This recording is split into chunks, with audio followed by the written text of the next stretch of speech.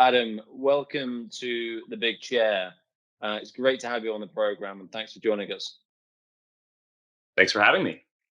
Um, I thought we'd start, given your interesting background on, you started a SaaS business. Tell us about how you started it and the approach you took by being, I guess, an early adopter of SaaS technology.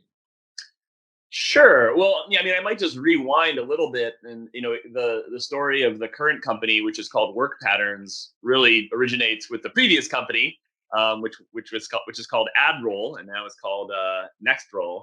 But yeah, we started AdRoll back in 2007 in the marketing technology space, and was there for 10 years, from 3 employees, just three of us to start, to 700 employees when I left 10 years later. And so it was a lot about, a lot of what I learned through that journey is what I then applied to starting Work Patterns just at the end of 2018. So that kind of brings you to the founding story of Work Patterns, and just realizing and learning about a problem that I felt needed to be solved in my experience growing AdRoll, which was around people management. And that is just something I struggled with mightily, evolving from being an individual contributor type, product minded co-founder, to then becoming a manager of a small team, then a manager of a large team, then an executive that managed other managers. And each leap there requires a different set of skills, and I didn't feel like I had the right tools, from a software perspective, to empower me as a manager, and to support, and to do all of the great things that software can do in terms of automation and scaling and just reliability, so that I could be the best manager possible. And that was the idea around Work Patterns, which is a SaaS product aimed at helping managers.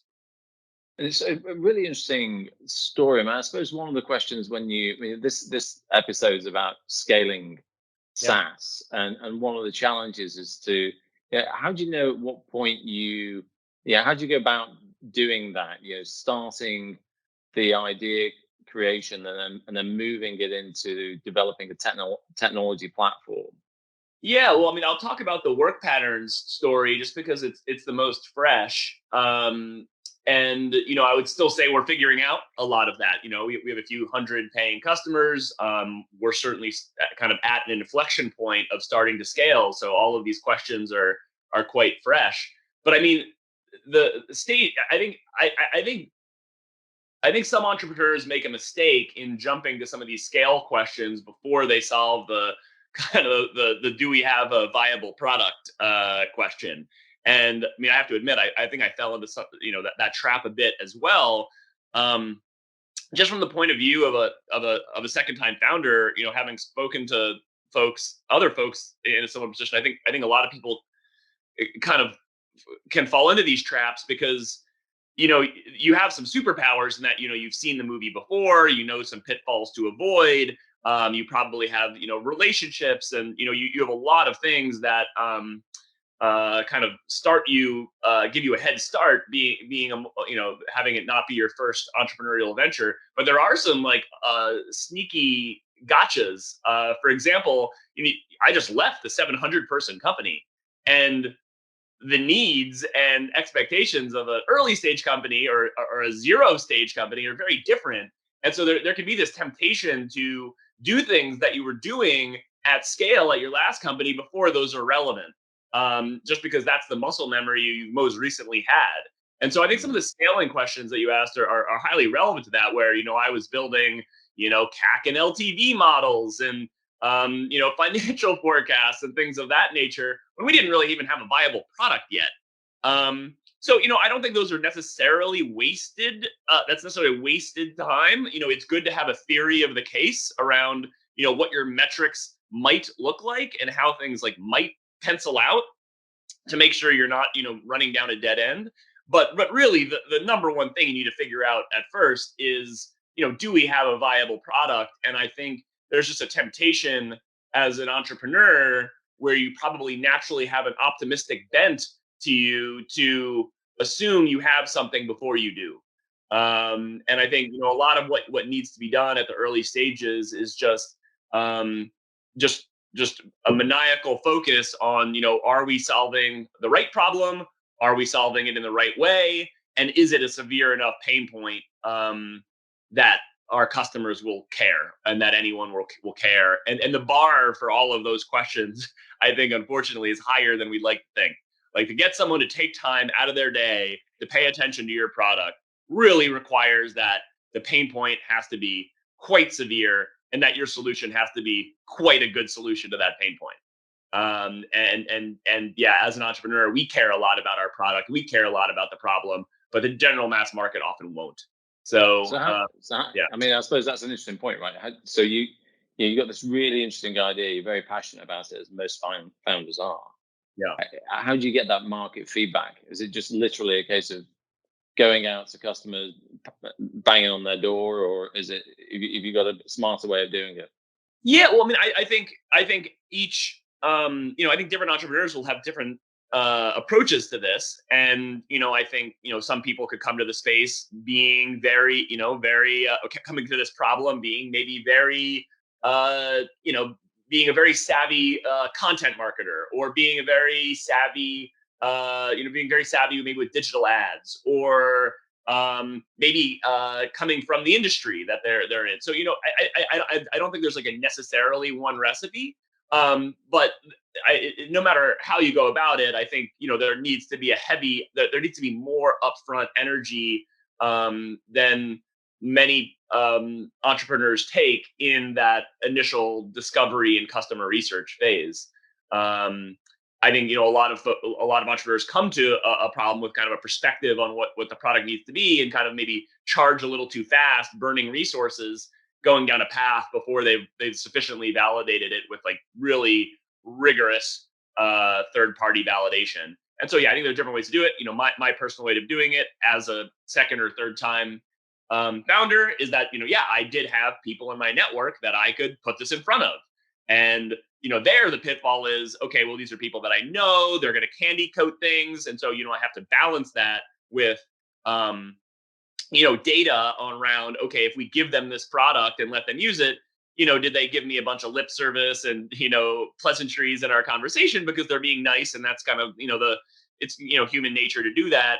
But then when the rubber meets the road, do they actually then use it in their day-to-day lives? And so we developed a metric called RCU, which is just like stands for return contributing user, which for our product at WorkPatterns was a manager going back into the product the week after they started and putting content into the product. Our product, WorkPatterns, is designed for guided one-on-ones and feedback and goal setting.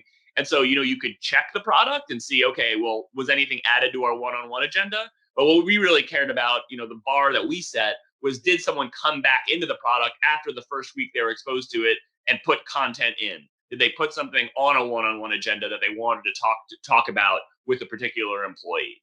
And so, we use that as like, okay, did the rubber meet the road? Did the person come back and use the product when we weren't there to handhold them through it? And look at how that number changed as we experimented with different types of use cases, different types of customer segments, different features, and so forth. So how do you, in your experience, try to get those? I mean, obviously there's and that- people who are friends and family, and others that in the industry who will look at this. But how do you get the traction on uh, finding people to use it and ultimately paying for it? Is it through freemium and advertising, social media, through trying to attract people to the via LinkedIn? What are your techniques with work patterns, and perhaps even going back to AdRoll, where you said, actually, if I was going to do this again, looking at this is how I'd do it?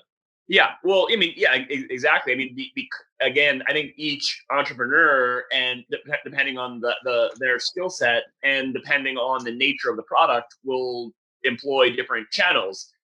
As you mentioned, my background was in the paid advertising space, and so I'm very comfortable with using that as a mechanism to jumpstart that engine and to get data.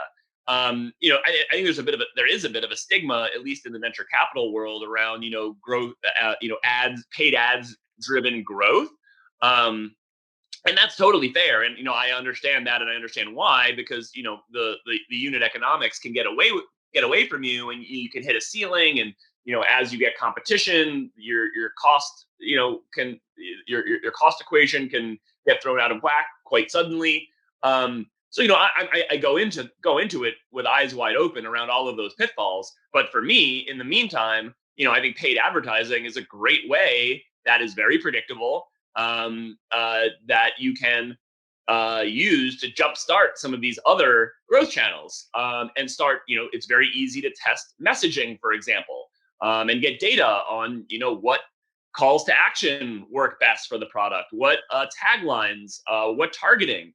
And then you can use that, for other channels, whether that be organic or developing content that matches what's resonating in your ads, and then start to diversify from there. So that just happens to be, that has happened to be my approach and our approach. Ultimately, we don't want to be totally reliant on ads, but as we are in the stage that we're at, it is a great way to get data in a controlled way. We know what our budgets are and what they need to be at different stages, and we don't go, we have discipline around that, but we use it to gather data to get customers in, to be able to test our onboarding flows, to test our promotion strategy. You mentioned freemium and things like that. What is the right free trial? Should we have a free trial? What mechanisms can we use? And just paid advertising is quite a predictable way to test all of that stuff. And then by all means, we don't want to be like reliant on it fully. And I think that a lot of the best SaaS products have some sort of distribution mechanism built into the use of the product itself. And as a collaboration tool, WorkPatterns has that mechanism where if we get one user inside an organization, for example, because it's designed to collaborate with another user and another user and another user, it kind of spreads organically inside an organization.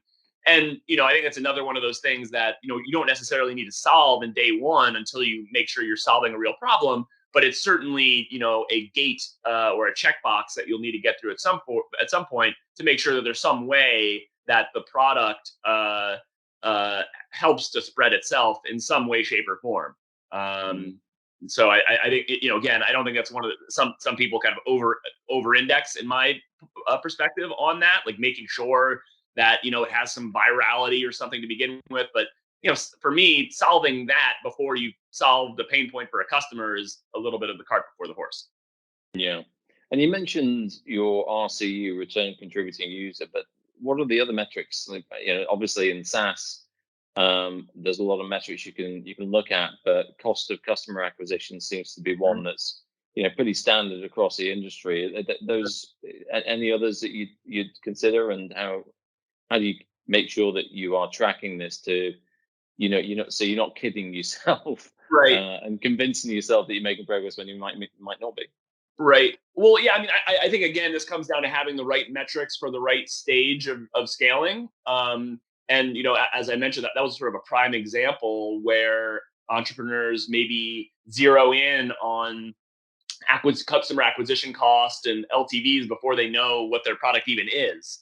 And that's why we developed RCU as just a way of gauging, are people really using this? We could get a lot of signups. We could go through these concentric circles of my network and other people on the team, and then we could have fooled ourselves in driving registrations and active user, maybe even like weekly active users. And I'll get to a metric there in a second, perhaps. But would they come back and actually use the product in a second week, and a second week, and a third week, and a fourth week? Obviously, ultimately, but we just saw getting to that first week was a real, that was just the lowest common denominator we could identify of, is there any viability here?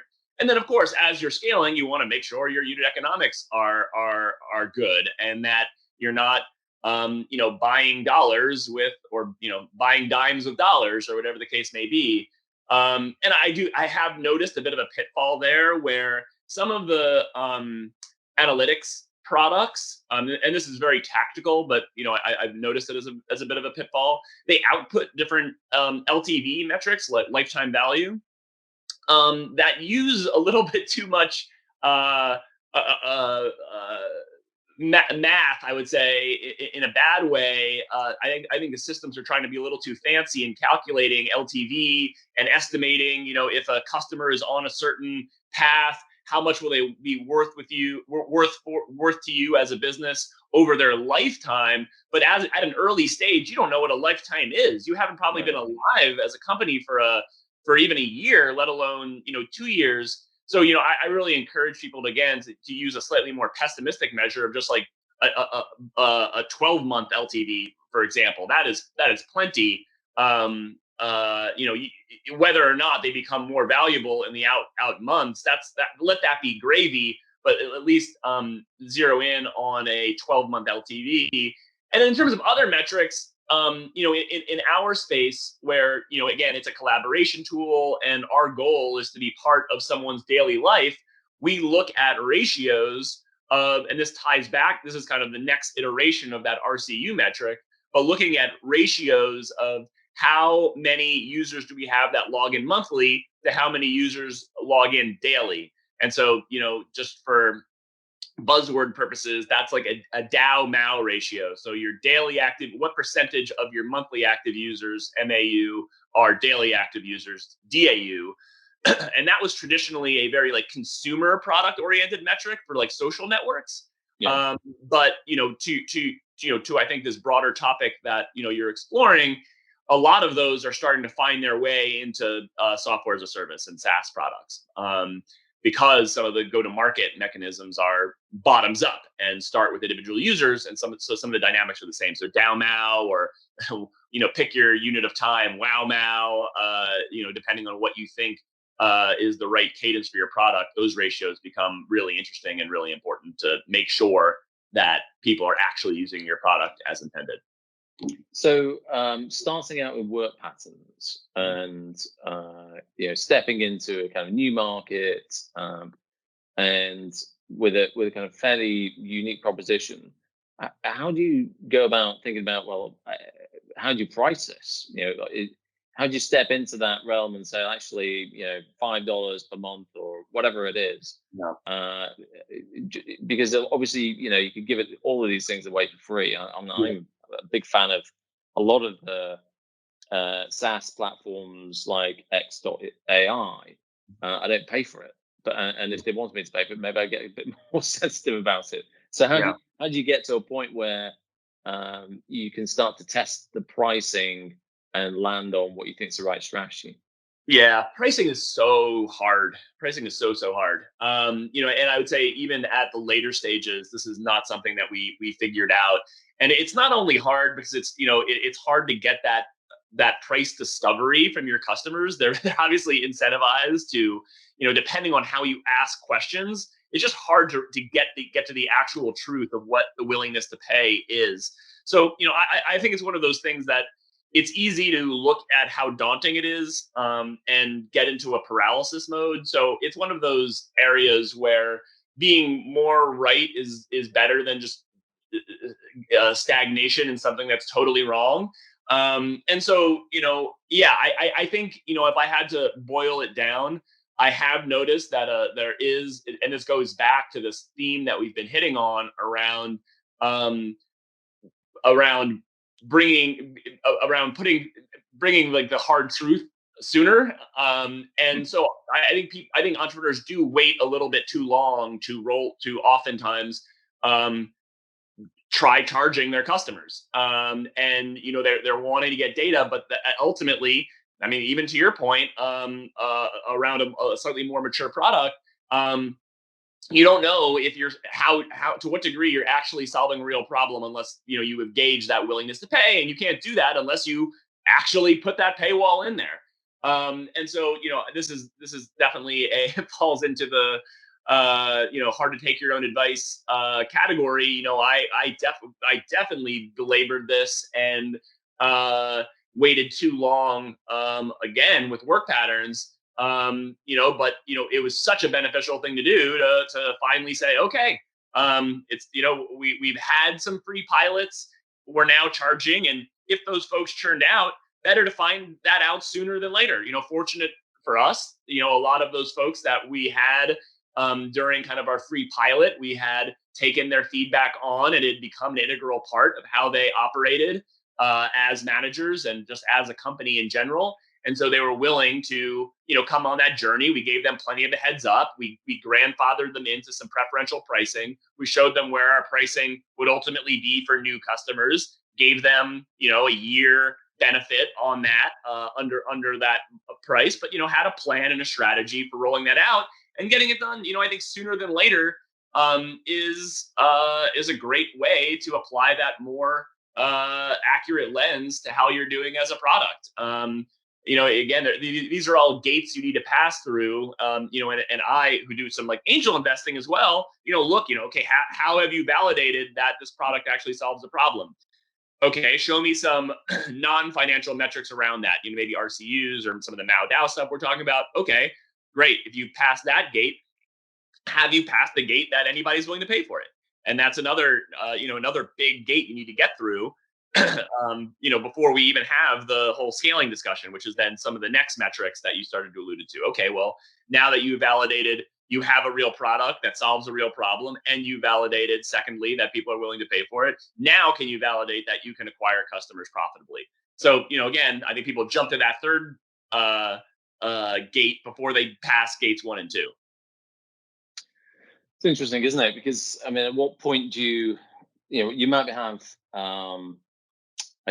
a whole bunch of paying customers at one point, but I suppose the scale point about how do you know it's really going to be a successful product depends on how much money you've got to play with before you run out of a roadway for building the product. The whole point around where's the inflection point, and how do you judge where the inflection point is in terms of scale?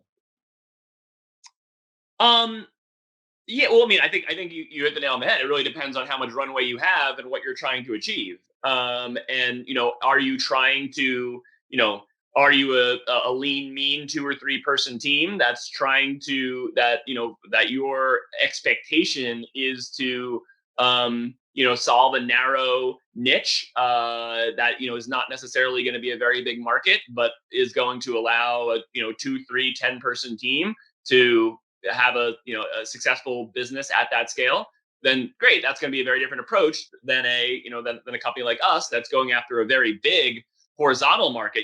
We think every person that manages people should have a co-pilot, as it were. And we think every manager, almost regardless of industry, could be supported with better software.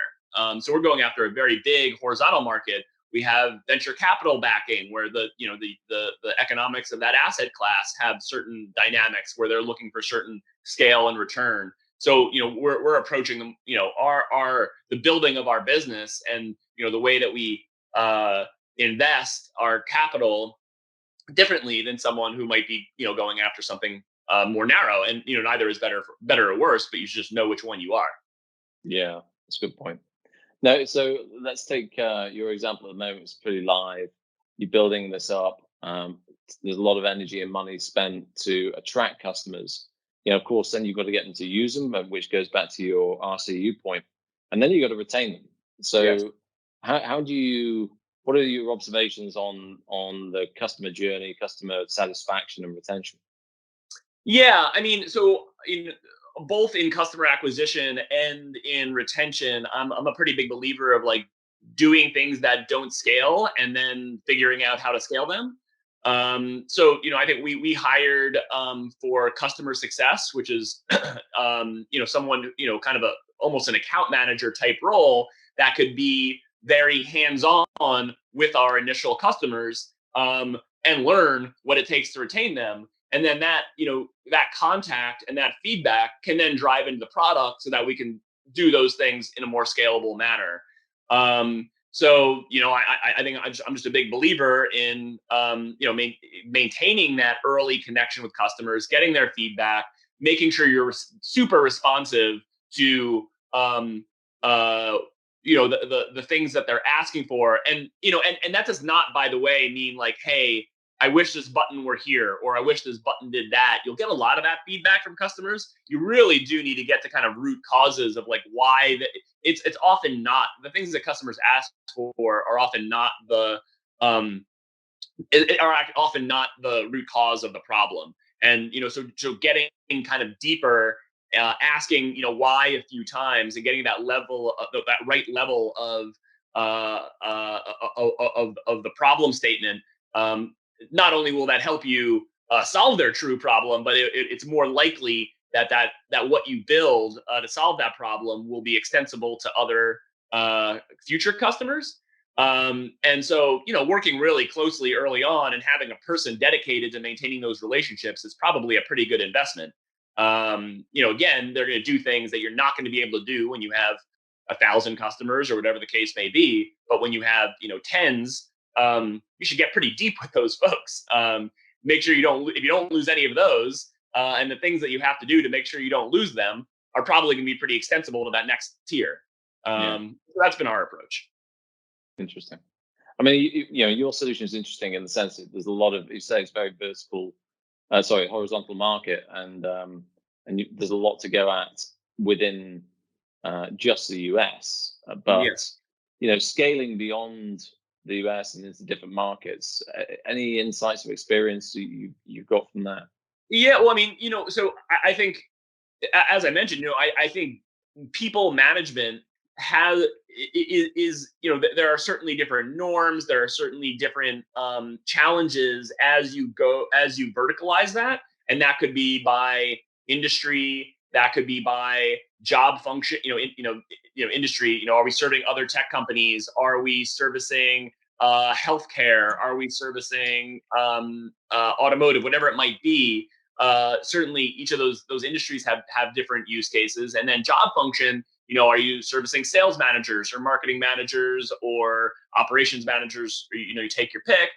And then of course, culturally, in different regionally, or around the globe, you'll have different norms. Fortunately for us, we've found that 80% of people management is pretty similar across almost any of those dimensions that you look at. And then there's the remaining 20% that we're going to have to figure out. And then we can either do that through add-ons or things of that nature. But we found that the core 80% is pretty extensible across most industries. At least for like knowledge work, for example. We don't delve into construction or manufacturing, frontline manufacturing, or things of that nature. We focus on basically desk work. But with that one narrowing, things become pretty similar for us. So we do think that we have a product that is horizontal and that will be able to extend internationally, and we already have users in other countries. Now, obviously, to do that really well, you have to, and this was a stage that we went through at AdRoll, where we had to then invest quite a bit into internationalizing and opening field offices in Europe, in Asia. And we ended up with offices in London, Dublin, Sydney, and Tokyo, to make sure we had boots on the ground in these different regions, for the right customer set that we were going after in those markets. And then as a digital product, where there was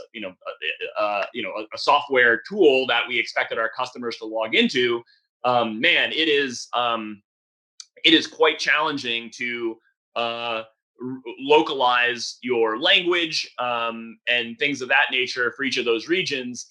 And it just becomes something that you have to build into the DNA of your company.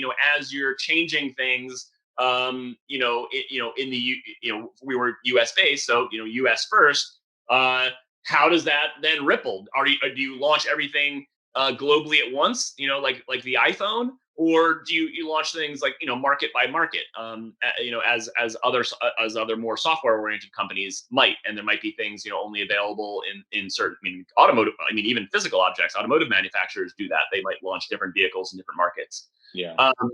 So, that was just something that we had to come to terms with. And then the other one is that, every region, as you build up these regional markets, those regional folks have asks for their, individual regions. And so, for example, our folks that were handling Germany, would say, hey, the German customer cares more about, privacy or security or whatever the case may be, more so than, I don't know, the rest of Western Europe or Asia or US. And then so you have to determine, where on the spectrum do you empower your market leaders to make decisions about marketing and positioning that might stray a bit from the core, but are relevant to those markets without like diluting your brand. So it becomes really tricky. A lot of judgment calls in managing all of that.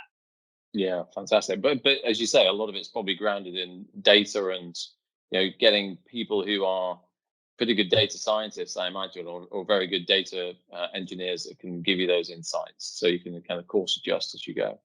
Yeah, it certainly helps. I think some of those challenges and tensions that I mentioned. There's no way around just like trying to make good judgment calls. There's no way to measure if the tagline on your German website is the right one for that market. If it was the right call to change that from the U.S. based one. There could be a zillion reasons why you might see data go in one direction or another based on the words that you used, and it's hard to get causation out of some of that stuff.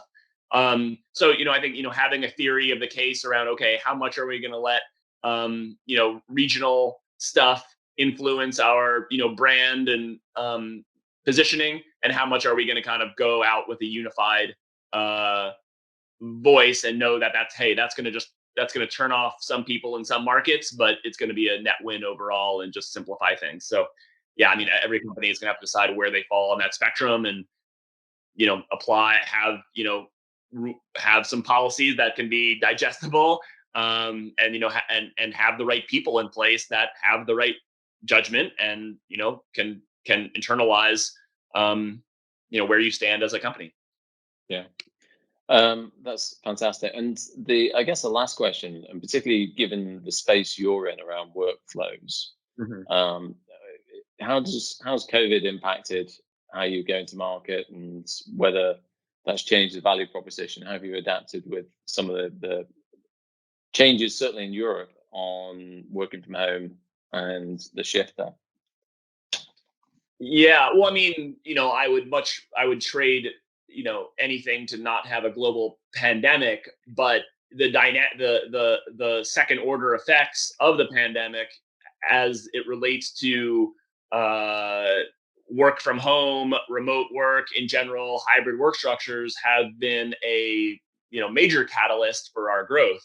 We founded the company in 2018, before all of this, with uh, an eye to the future that more remote work in some way, shape, or form was going to be uh, a major tailwind and a major trend that was going to be disruptive to the way to the tools people had, and that we always saw that as an opportunity. We obviously didn't see that flipping a switch overnight, Mm. but as it turned out, and I would say just you do have to be, as an entrepreneur, you got to be lucky a few times for these things to work out. And in that respect, for the product that we built, we were very well positioned for the pandemic because we had a year plus of building a product that was designed with remote work as its core. And just the theory being that when you move to remote, all of the bad habits get accentuated from a management perspective, and you just need to be more intentional about having a system for how you manage people and a cadence, a weekly one-on-one. How do things get captured for that one-on-one? Are there action items and expectations set? Um, and that was exactly what we were building, and it just becomes that's something that's important if you work on site. And the way that people were doing things in terms of, oh, I'll just drop by someone's desk or have an ad hoc conversation in the hallway, were never the best ways of handling that in an office environment, and it's totally untenable in a remote or hybrid environment. And so we're in that unique position where the rush and the move to remote and hybrid work arrangements are have been a major like inflection and catalyst for our growth. Yeah. Fantastic. Well, Adam, thanks for taking the time to talk us through work patterns and your insights that you've got from AdRoll and how just your entrepreneurial journey has equipped you with some fantastic insights of growing a SaaS business. So very much appreciate you taking the time, and thanks for being in the bid chat. You're quite welcome. Thank you. Yeah.